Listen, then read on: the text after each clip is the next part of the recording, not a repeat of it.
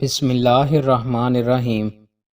رسول اللہ صلی اللہ علیہ وآلہ وسلم نے ارشاد فرمایا، کیا تم جانتے ہو کہ کون سی چیز زیادہ تر لوگوں کو جنت میں داخل کرے گی؟ پھر فرمایا، اللہ کا تقوی اور حسن خلق۔ کیا تم جانتے ہو کہ کون سی چیز زیادہ تر لوگوں کو جہنم میں داخل کرے گی؟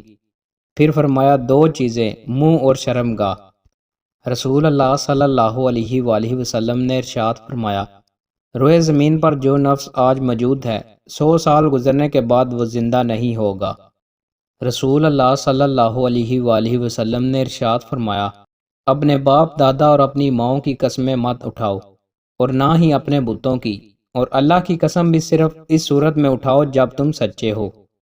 رسول اللہ صلی اللہ علیہ وآلہ وسلم نے ارشاد فرمایا، جو شخص نیزے سے اپنے بھائی کی طرف اشارہ کرے، فرشتے اس پر لعنت بھیجتے رہتے ہیں حتیٰ کہ وہ اسے رکھ دے، خواہ وہ اس کا حقیقی بھائی ہی کیوں نہ ہو۔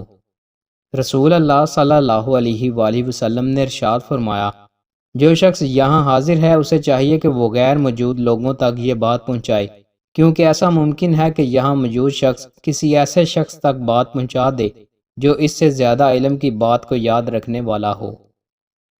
دوستوں، مزید اچھی ویڈیوز کے لیے ہمارے چینل کو سبسکرائب لازمی کریں۔ بہت شکریہ۔